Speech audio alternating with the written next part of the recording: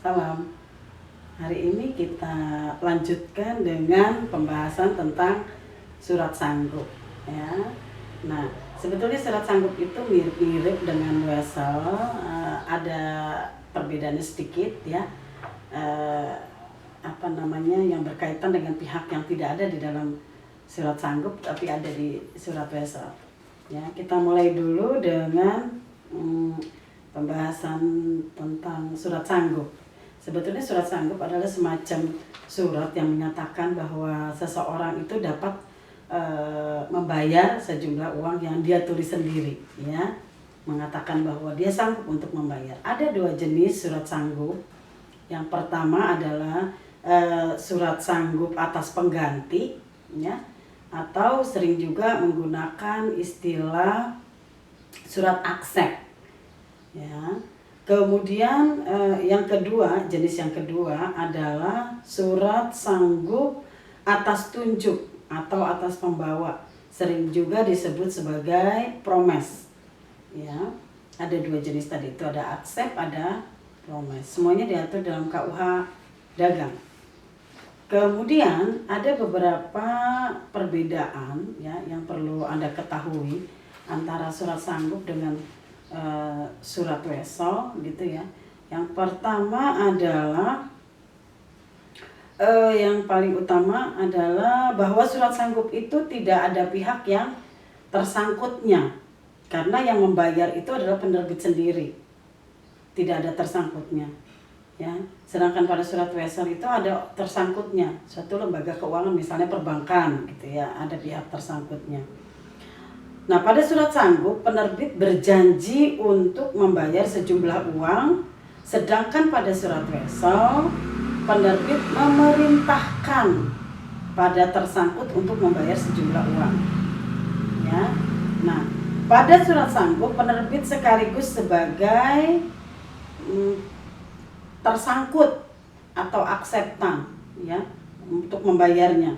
Sedangkan pada surat wesel penerbit mengikatkan diri terlebih dahulu kepada tersangkut supaya dapat melakukan perintah dari si penerbit untuk membayar sejumlah uang yang ditulis.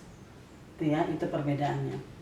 Nah, masuk ke dalam istilah, sebetulnya surat sanggup itu terjemahan dari kata aksep dalam bahasa Perancis, atau promes yang berasal dari kata Perancis juga, sebetulnya sama, ya. Nah,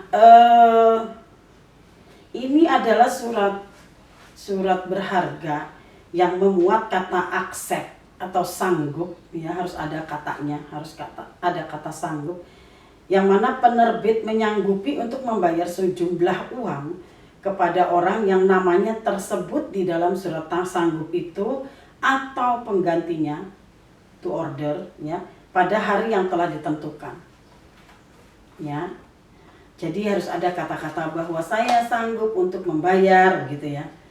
Ya, ini sebetulnya salah satu jenis surat berharga yang diperdagangkan juga di pasar uang, ya.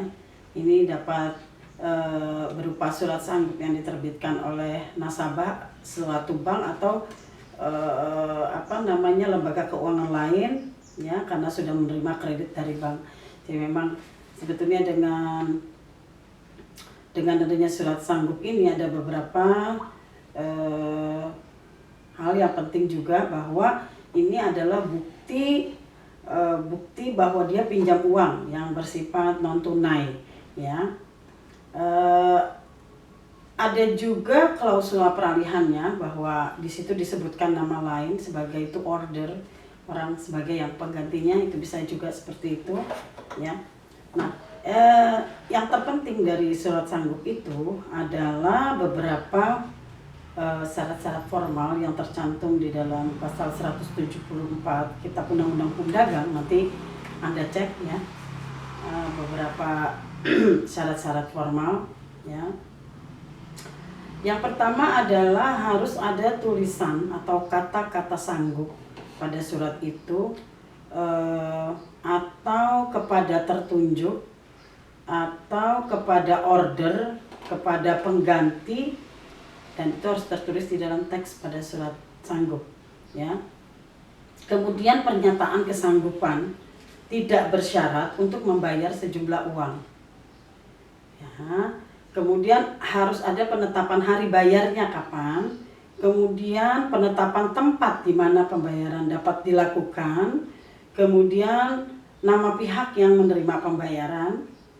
Kemudian tanggal dan surat sanggup ditandatangani. Terus tanda tangan pihak penerbit, ya. Apabila tidak memenuhi syarat-syarat yang tadi disebutkan, ya, dianggap suatu surat sanggup itu tidak berlaku kecuali dalam beberapa hal yang bersifat khusus, ya.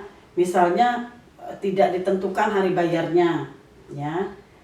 Jadi dianggap kelazimannya, kebiasaannya dianggap bahwa akan dibayar pada waktu penandatanganan surat itu.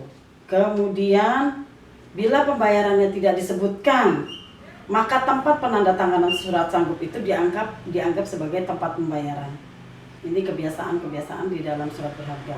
Kemudian bila tempat penandatanganan itu juga tidak disebutkan, maka tempat yang disebut di samping nama dianggap sebagai tempat untuk menandatangani surat sanggup. Ya.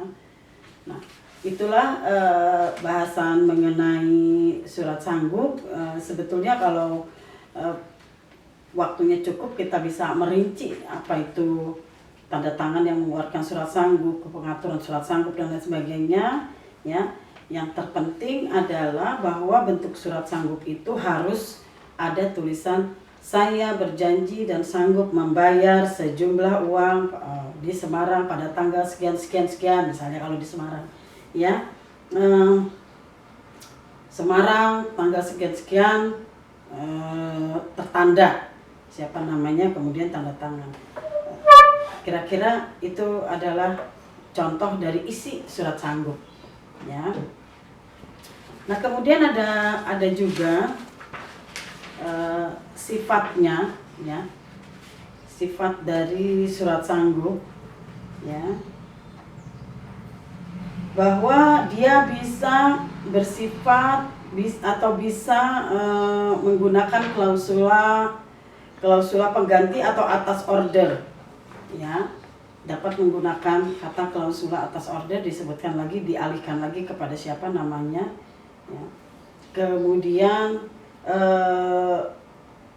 beberapa hal yang berkaitan dengan hampir semua surat berharga, yaitu masa kadaluarsa, ya, yaitu 6 bulan terhitung sejak tanggal penerbitannya. Sesudah 6 bulan setelah tanggal terbitnya, maka sebuah surat sanggup atau surat promes dapat ditolak pembayarannya, ya. Nah, kemudian tangkisan atau bantahan, kita sudah pernah membahas tentang tangkisan dan bantahan dengan alasan kadaluarsa tidak dapat digunakan padahal pada perkara atau hal kadaluarsa itu tidak bisa digunakan bantahan dan tangkisan, ya, karena